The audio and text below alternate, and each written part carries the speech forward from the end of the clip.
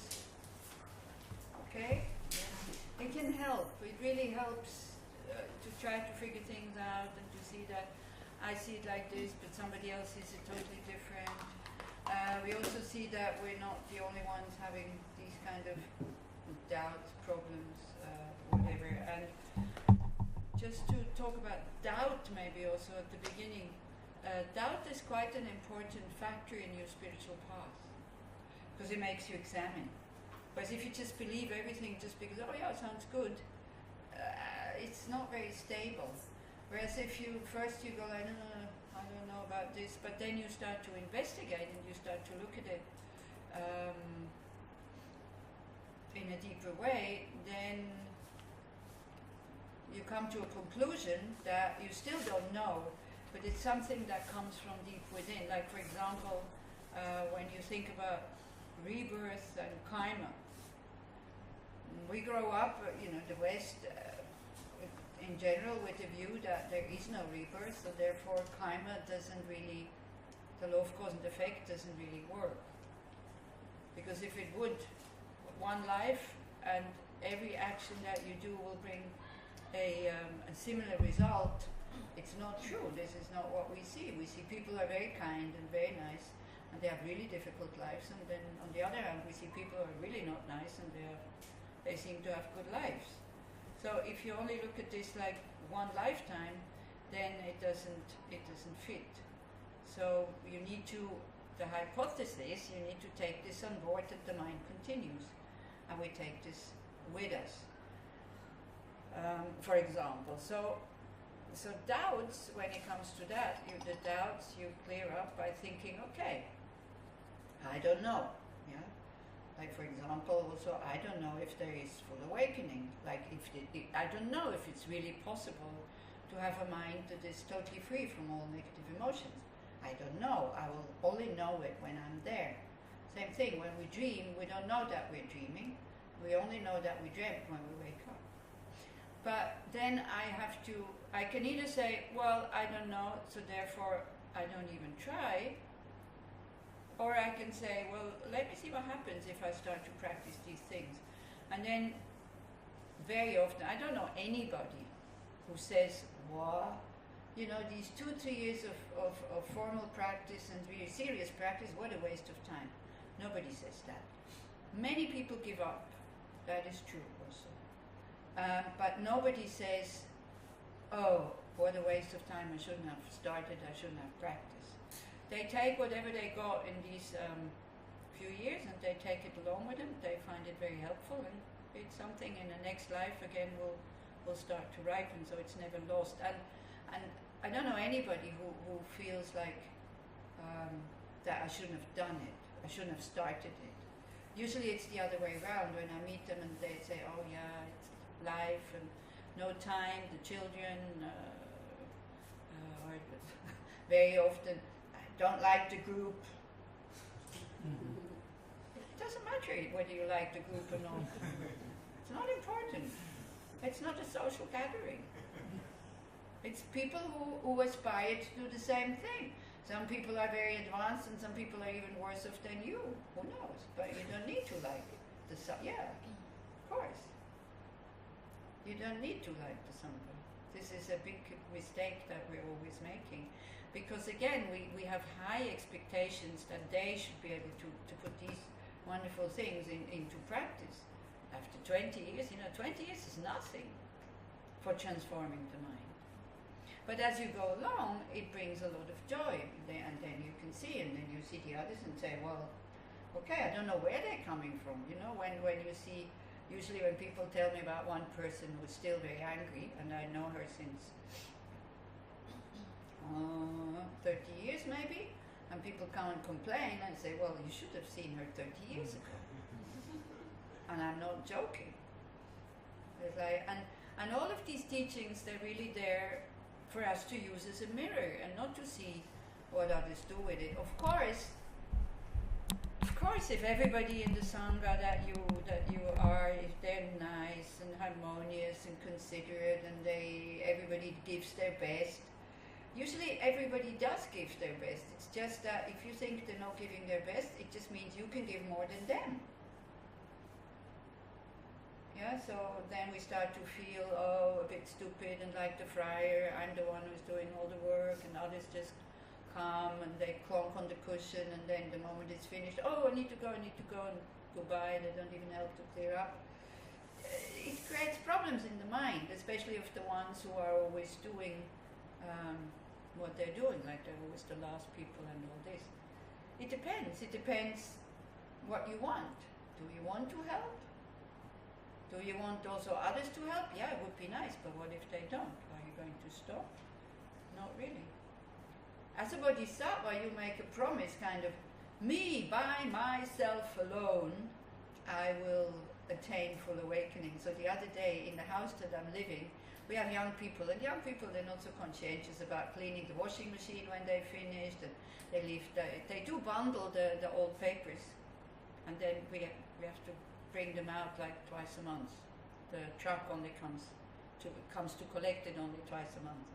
And all the older people, they were complaining, and I was always putting it out, and people said, you're so stupid, you shouldn't, and all this. It's like, and I said, why? I mean, I am on a path saying I will liberate all sentient beings from samsara, and I can't even take the paper out?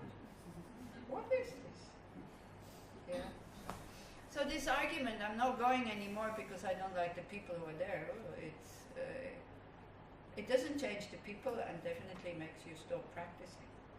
So it's good if you find a group that is close to where you are, so that you can do that. You can do that regularly. Yeah. And then when you see, that goes for sangha, that goes for other people also. When you see somebody doing something that you disapprove, you look at the action. You don't have to make it good or beneficial. You say, well, this action is really not beneficial. I will never do something like this. And all of a sudden we see that actually I also do things like that from time to time. And we need difficult people in order to grow. If you have only nice people around you, you're not really making progress. You're just having a nice time. That's it. It's very nice. And I know it's, when you come from difficult situations like your workplace or places like this, I know you don't want to come to a sangha or to a dharma group where there's also problems and disharmony, but it's still samsara, so what to do? Yeah. So when you stop your practice, look at what's going on. Sometimes it's the enthusiasm is gone. And the enthusiasm usually goes when you don't practice well because there's no result. Yeah? Or when you practice for the wrong reasons, when you practice just to be happy now. You will be happy for about 2 years, and then all of a sudden it starts to become really flat, the whole thing. And it starts to be boring because you heard it for so many times, you agree with what is being said, so there's not even more an argument inside, I say something and in your mind is, no, I don't believe that. That's very interesting when that happens, so then after a while not even that happens anymore. And then it starts to become a little bit boring. But if you continue, when it starts to get boring, this is when you start to make progress. Because then you don't need to be entertained anymore. It doesn't need to feel nice. Do you see what I mean? Yeah. So it's a little bit like a marriage. At the beginning, everything is wonderful, and you make this promise: I will love you until we die, and it feels as if you're able to keep that up because there's this enthusiasm because it's new. Then after a while, the filter of attachment starts to disappear, and then we think the person has changed, but the person hasn't changed. Your filter of seeing the person has changed. And then we start to trying to change the other person so that they are again the way we saw them 2, 3, 4, 5 years ago. But it's not working because they never existed the way that you saw them. Again, emptiness.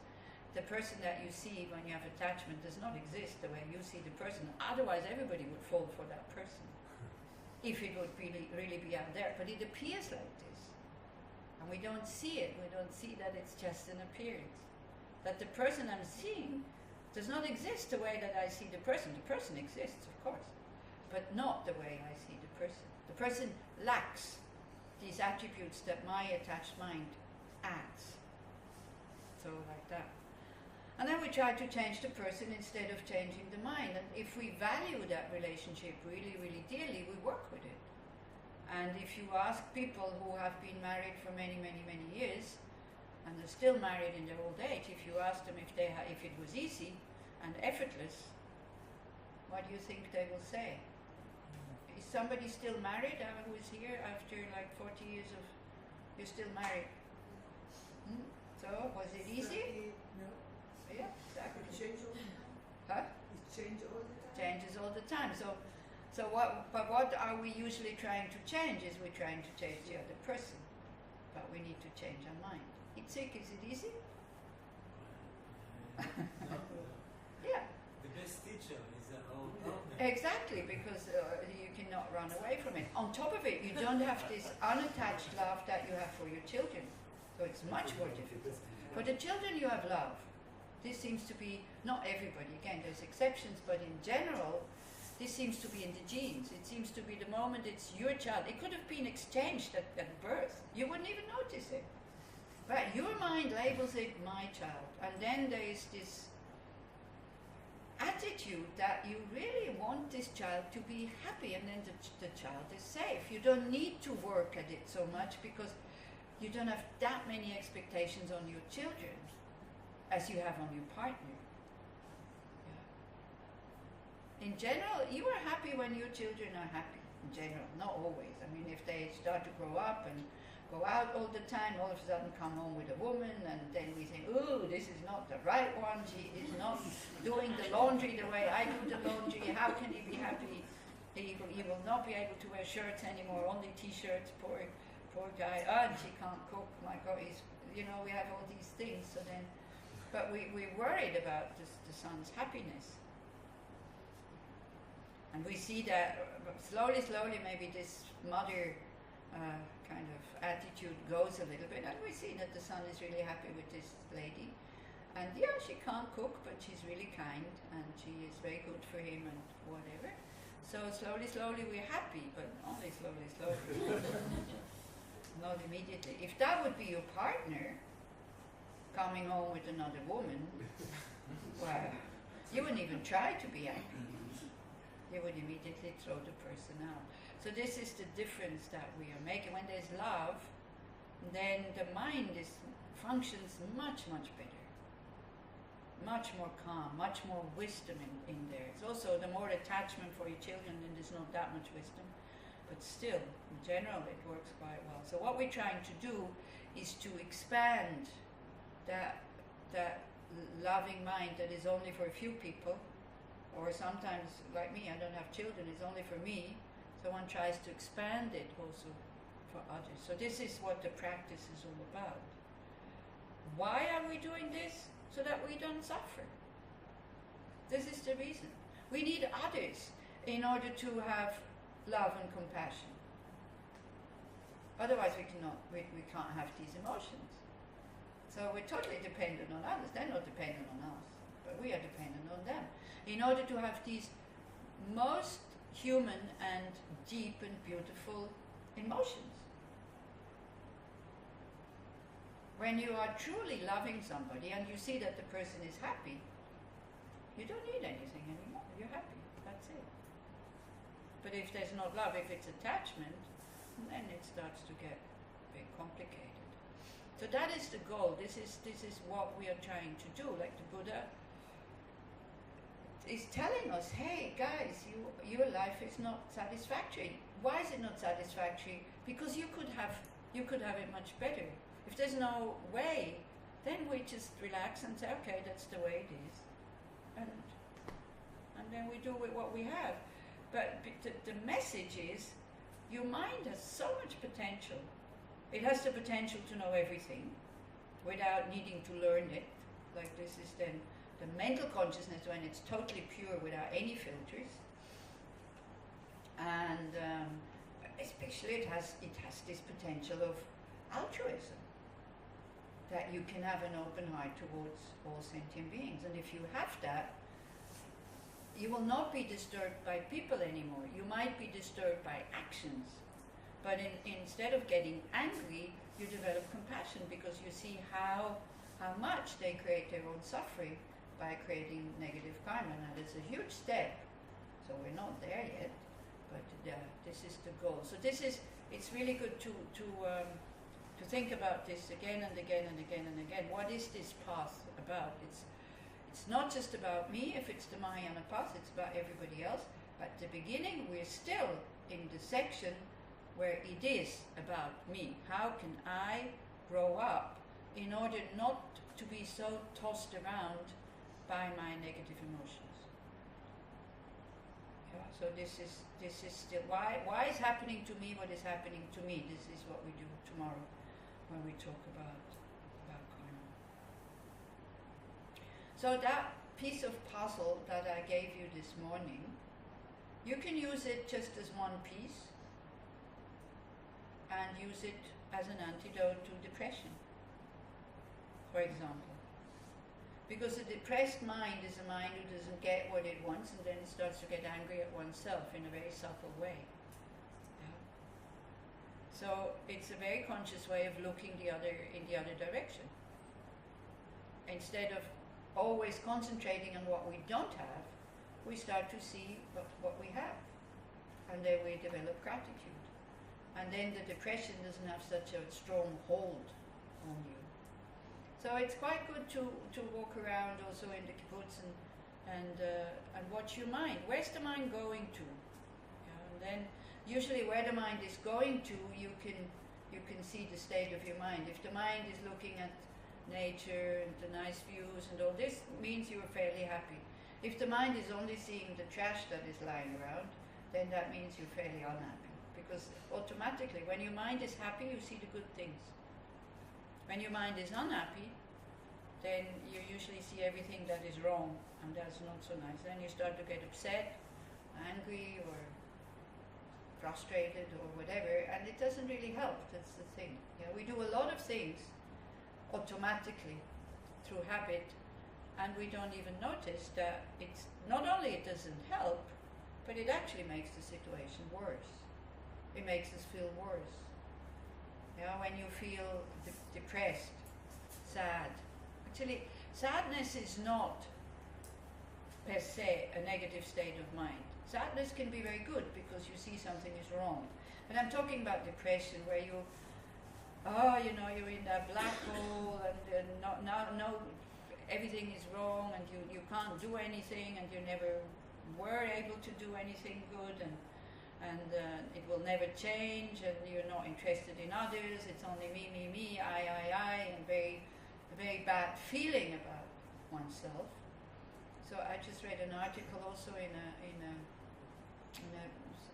psychology journal that the psychologists, quite a number of years ago, they recognized that low self-esteem was the problem, and then so they kind of tried to build up people's self-confidence by praising them and making them feel good about themselves, but then they said now we have cultivated kind of a troop of narcissists.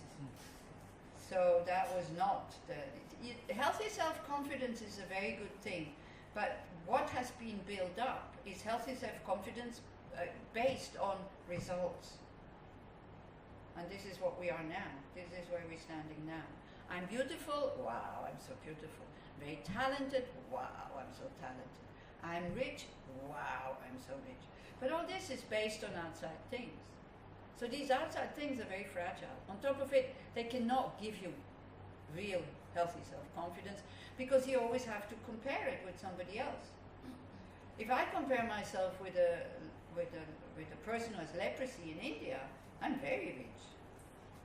If I compare myself with another Swiss person, with a bank director from Switzerland, I'm very poor. So what am I? It's totally relative.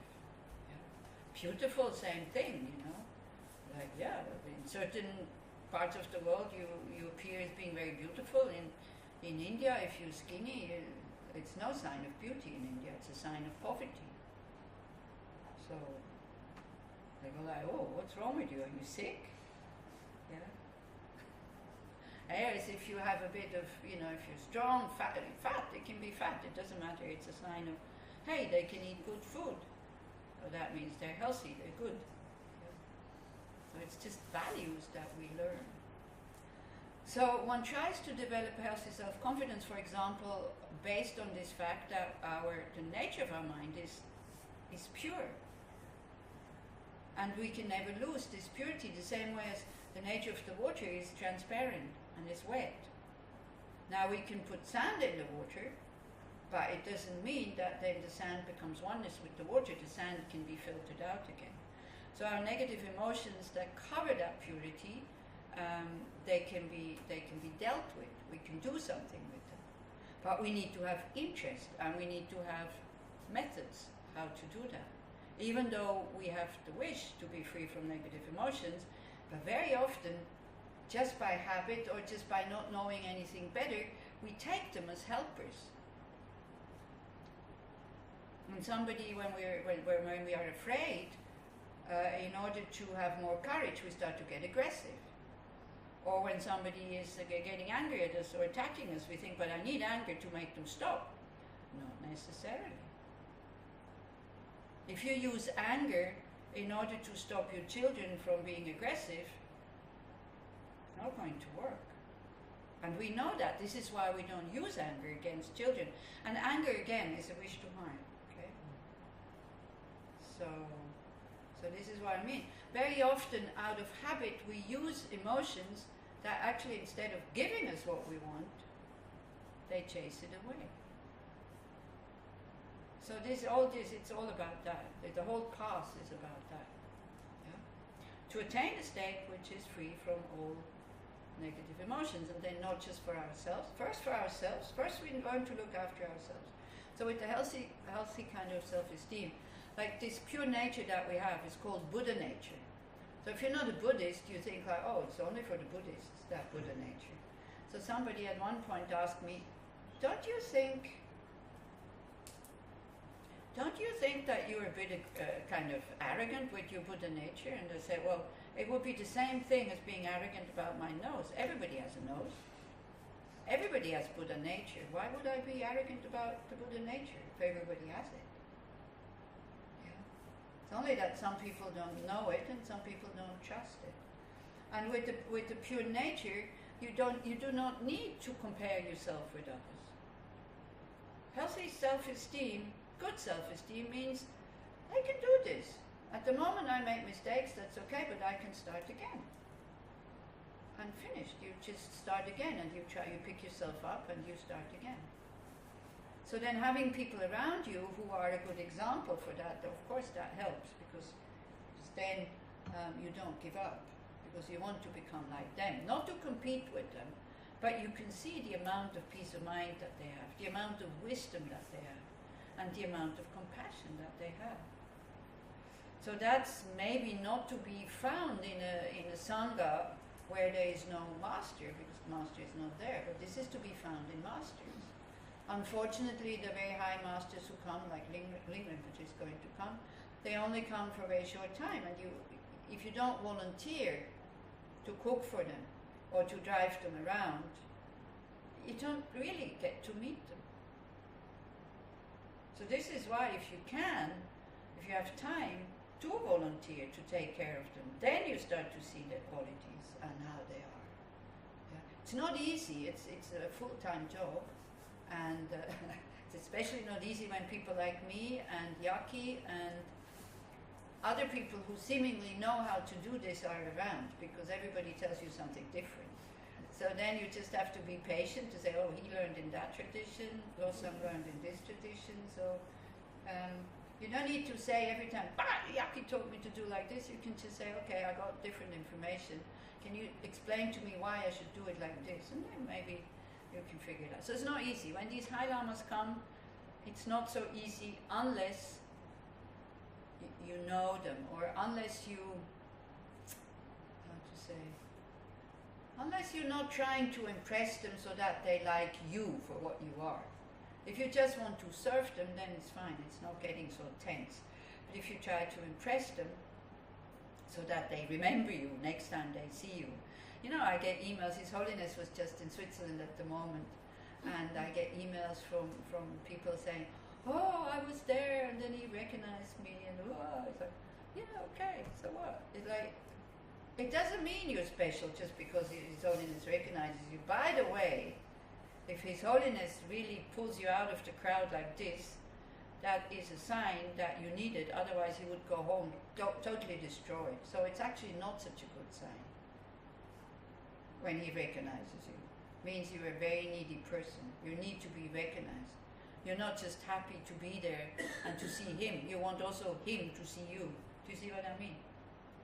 About Richard Gere, many people ask me, I say him for His Holiness the Dalai Lama. Do you know the Dalai Lama? Yes, I know him. Yes, I know Richard Gere. But they don't know me. But it's fine. It's okay. Richard Gere used to stay with us in the center in Bogaya Druid Institute. But we were many, and I was never running after him because I was thinking, you know, everybody wants to make a picture with you. Like, and then what? Then I have a picture with Richard Gere. He would still not remember me next time he sees me because he's not keeping these pictures. Yeah. But all these things, you know, low self-esteem, all these things that we need to make us feel special. The spiritual path is to make you feel ordinary. And then most of the problems are finished. We have this thing of being special. This is due to me. I need this and I need that and I need to give it to me so that I can be happy. If you're a poor person, totally ordinary, you don't have it and your life becomes really easy. Yeah? But we all have this thing, I'm special. The Sangha that I go to has to be harmonious.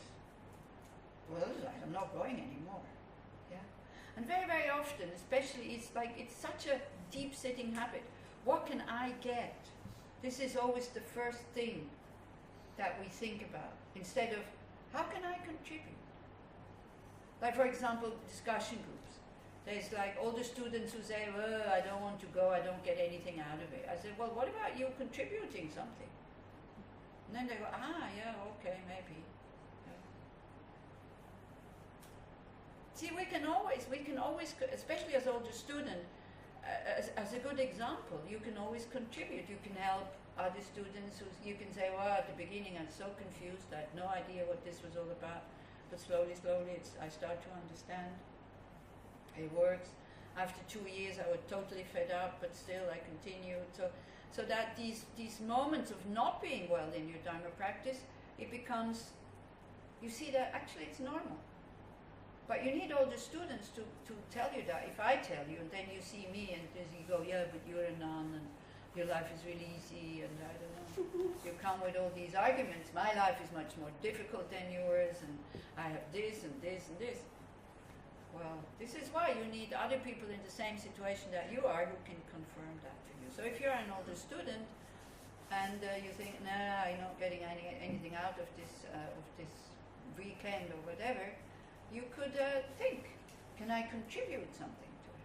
Or the discussion group. This is why I'm saying, please, even as older students, and you think you know it all, do go to the discussion groups. Because you might be surprised, you might hear something that you haven't heard yet. Okay. So that one puzzle about precious human rebirth, if you want to use it just by itself and nothing else, it's a very good antidote to depression, fear, and all these kind of things. And when the mind is very familiar with it, at the moment the mind is familiar into going into the things that are not right. So then when the mind is already tense, it gets more tense and more frightened. And so the key word is, okay, my life is not good, but it could be worse. Like I could be in hell, I could be a hungry ghost, I could be an animal, I could be this. If you cannot relate to these different dimensions, I understand. It's okay, it's not something that, we don't see them, so we can't relate to them. So then, because we can't see it, and other people also agree, I can't see, therefore it doesn't exist, that's not a logic reasoning. Just because you don't believe in it, it doesn't mean that it doesn't exist. But that's what we think. And then we find other people who also say, this is middle age and this is to make people afraid of it, and so that they become good people and they don't do these negative actions which make them end up there. No, the Buddha doesn't say. It's not commandments. When we go about tomorrow, when we come to the 10 non-virtuous actions, it's not commands. It's like, it explains, if you do this, with this attitude, this will happen. But it doesn't say you should stop doing them. You have to decide that you want to stop doing these negative actions. So this one sentence, whatever is happening, it could be worse. This is like, when the water is boiling and you pour cold water into it, it immediately calms it down. It's quite magic, this one. But the mind needs to know. It needs to then automatically go there that it could be worse. Now, very often we use it for others. When somebody comes and complains and says, oh, I'm feeling really bad, and oh, life is difficult, and nothing goes the way I want it to go, and all that, what do we say to such a person? It could be worse. No, well, I don't think we say like this. That we think it is. We think, but what are they complaining about? Come on, life is not that bad. Why can we say this? Because we have the right distance to their life. We see the problem in the right distance. It's because it's not my life, and it's not my mother, my father, my son. It's not too close. This is why. But we say something because that would be a bit not compassionate. This you can say to a long-term practitioner. Hey, come on, ever heard of precious human rebirth? But to somebody who has never heard about it, you're not saying something like that. That would be really... you see, this whole thing about could be worse. The person has to find it, not you telling the person. That's otherwise not working.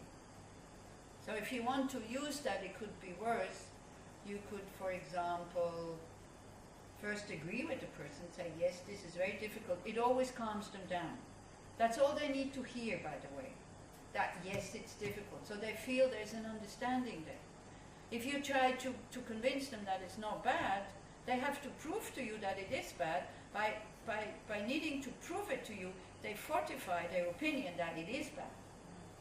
So it's actually much better than just to say, yeah, I know it's difficult.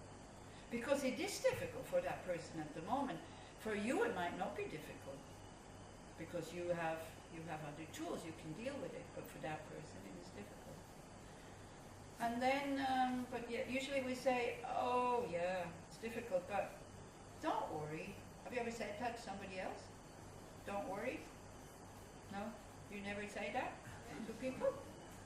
In general, we do say it. Because it's true. It's a very good advice. If you worry about it, it gets worse. And then we need to tell them why they shouldn't worry, so then what do we say? Huh? It will pass. So that's what we use for others, and it's a very wise advice. But how many times do we use it for ourselves? Much. Never. Hardly ever. Yeah, well, Giddy is doing long retreats and he's watching his mind and he's talking to himself like I do also in the retreat. They're like the clever eye and the stupid eye. It's And still much less than to other people. I do it much less with myself yeah, than I less. do it with others. But sometimes also we have this awareness, say, oh yeah, of course, everything changes, everything passes. And we can even go to the past and think, wow, all the things I've already worried about in my life, where are they now? I've spent so much time being worried about things that are finished, gone. And once the situation comes, we need to react. And then at least the fear of the situation is gone. So don't postpone the difficult situation because it doesn't help, because then you have the fear of it. Make it, if you can, do it now. Because then it's done. And while you're doing it, the fear of it is gone. So these are very good tools to work with when things don't go well, which have to do with this topic of precious human rebirth. Okay, so we look at the text again, where we're standing, what we're doing. So again, I'll start from the beginning because it's good for you to hear it. The foundation of all good qualities is the kind and venerable Guru, correct devotion, page 11.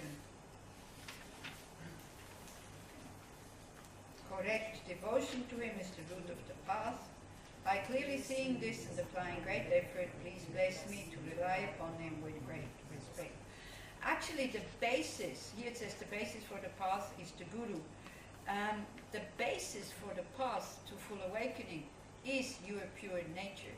That's the cause why it will work. Because if you wouldn't have the basis to be healthy, the best doctor cannot help you.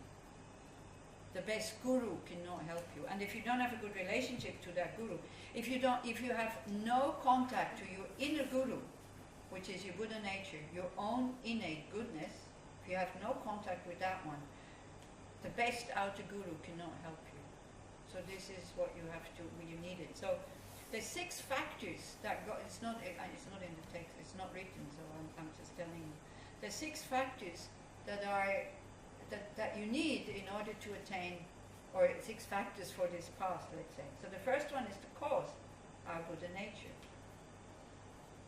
The base for it, to use it well, is precious human rebirth. That is the basis.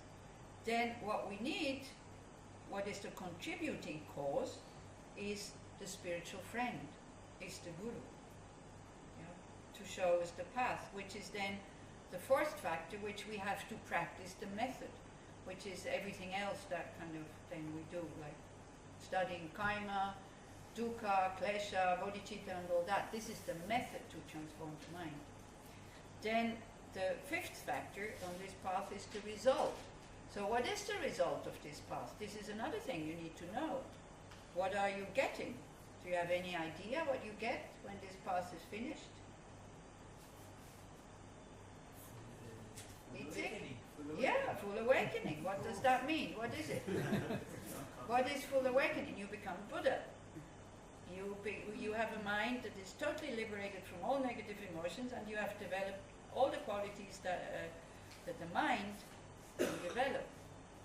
So you get body and mind of a fully awakened being. So a fully awakened being will be able to manifest in a human body because out of compassion, because otherwise you cannot make contact with them, but they don't need to. They would have like rainbow bodies, like just bodies made of light that we, with our very gross mind, we cannot see it. This is why they take on human bodies and go through all the pains of being born, growing up, getting sick, getting old and dying. So this is also the kindness of a realized master. So the result is that. The result is a fully awakened body, which is a rainbow body, and then this fully awakened mind. And what is then the 6th factor of this path is the activities. The activities of a full enlightened being. What does a full enlightened being do? Trying to liberate all sentient beings. Not taking them out of samsara. Not taking your negative emotions away from you, because nobody can do that, not even a Buddha, but showing you the path and inspiring you. And maybe sometimes putting obstacles into your path so that you make progress. You see, when we think about the kindness of the guru, we think, oh, it's like a good mother who will take all the problems away from me. Is that a really good mother? What will happen to these children when you do all the homework? They don't like to do it, so you sit down and you do it for them. What will happen to your children? They will be very weak, they will be useless, they don't know how to function in this world. So you need to let your children figure out how to overcome problems. So that would be compassion. So a guru is not somebody who is just nice and kind to you all the time and all this. It could also be somebody who's giving you a very difficult task. So either you stretch your borders, or you lower your arrogance and you go and say, sorry, I was not able to do this. A friend of mine, another nun, she was in Mongolia and she did a Chur retreat. It's very difficult. You have to, in Mongolia, in the wilderness, there's bears, there's wolves, there's like strange guys around, and you were in a tent. There were two women, but still. And you have to move your tent for every session. So it's not comfortable, it's really difficult. It's difficult to find things to eat and all this, and to schlep it along with you, and you're totally exhausted on purpose, okay? How long? Probably 5 months it lasts. It's a boot camp. Huh? It's a boot camp. It's a boot camp. It's a real boot camp. It's worse than a boot camp, I think. And so one night, or like as day was breaking, she was so exhausted. She thought, I cannot do it. I cannot continue. I cannot do it. And then she had, all of a sudden, she was thinking of her guru who was in Switzerland, and he was in Mongolia, and she heard him say, yeah, it's okay, don't worry, don't push. If you can't do it, it's fine, just come back. Totally relaxed. Just that, the permission to be able to give up, made her continue. And she finished. I wouldn't be able to do it. So, you see, my guru would not send me into a situation like this because they knew that I would run away after 3 days or something. So this is it. You usually get tasks when you trust your guru, even though it's difficult, but you know you can do it. But sometimes also they want you to lower your arrogance that you can do everything, that you go and say, oh sorry, I can't do this.